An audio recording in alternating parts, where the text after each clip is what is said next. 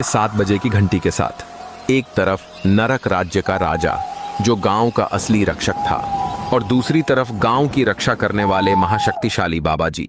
शाम होने से पहले ही गांव के सभी लोग अपने अपने कपड़े समेटने लगे। 7 बजने से पहले हर घर की खिड़कियां और दरवाजे कसकर बंद होने लगे। 7 बजने की घंटी बजते ही सन्नाटा छा गया। गांव में हर तरफ डर का साया फैला हुआ था।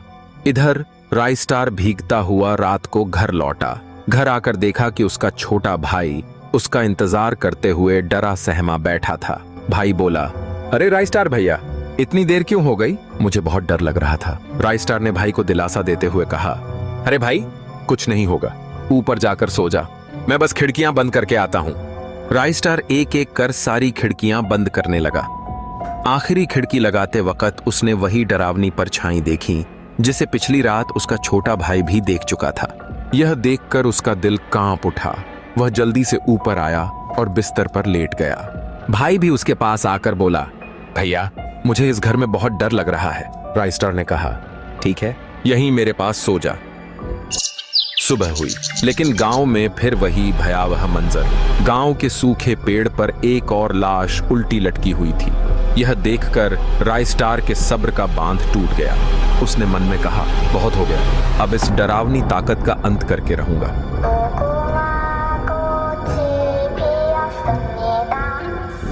राइस्टार उस रात के घुप अंधेरे में ही बाबा जी के पास चला गया। पहुंचते ही बोला, बाबा जी, अब गांव को आप ही बचा सकते हो, मेरी मदद कीजिए बाबा जी। बाबा जी ने गहरी सांस ली और बोले, ठीक है बेटा, इस बार मैं खुद नरक राज्य के राजा को बुलाने चलूंगा, वही अब गांव को बचा सकता है। राइस्टार को साथ लेकर बाबा जी नरक राज्य की ओर चल पड़े। नरक राज्य एक सुनसान डरावनी जगह, चारों तरफ काली चट्टानों से घिरा हुआ।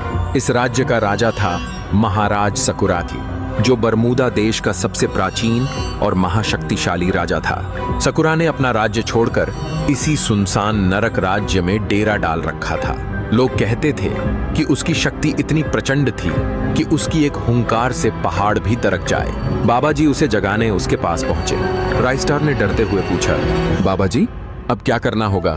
बाबा जी ने कहा, बेटा, तुम यहीं रुको, मैं इस राज्य के राजा को बुलाता हूँ। बाबा जी चट्टानों के बीच बनी एक गुफा में गए और महाराज सकुरा से कुछ कहा। सकुरा जोर से गरज कर चिल्लाया और उसकी आंखों से लाल ज्वाला सी निकलने लगी। फिर बाबा जी राइस्टार को लेकर गांव लौट आए, लेकिन तब तक गांव का हाल बहुत बुरा हो चुका था। हर गली में डर का तांडव था, हर घर मानो नरक बन चुका था। बाबा जी ने राइस्टार से कहा, मैं महाराज सकुरा को बुलाने जा रहा हूँ, तुम अपने घर की ओर जाओ, अब इस गांव में महातांडव होने वाला है। यह कहकर बाबा जी गांव के चौराहे पर अपनी जगह पर जा बैठे। इधर गांव के लोग भी अब डर और गौस्से में हथियार लेकर इकट्ठा होने लगे। लेकिन तभी एक डरावना गीत गूंज उठा।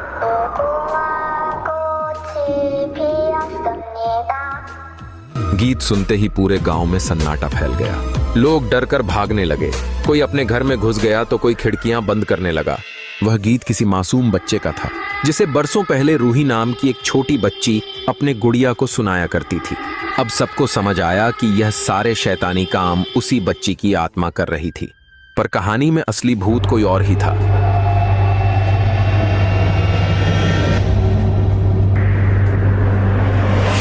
इस गांव में आखिरकार आ ही गया महाराज सकुरा। फिर वो आत्मा भी आ गई जंग लड़ने। चारों तरफ धुआं धुआं हो गया और इस जंग में न कोई हारा न कोई जीता, क्योंकि इन दोनों का संबंध क्या था ये कोई नहीं जानता। महाराज सकुरा का असली राज्य और उसकी कहानी क्या थी, ये तो बस इस कहानी का एक छोटा सा हिस्सा है। अगर पूरी कहानी देखोगे तो बहुत सारे पार्ट्स में दिखाना पड़ेगा, और इस कहानी के अंत में राइस्टार को भी मिलेगी जादुई शक्ति, और राइस्टार का रूप देखकर सब लोग हैरान रह जाएंगे।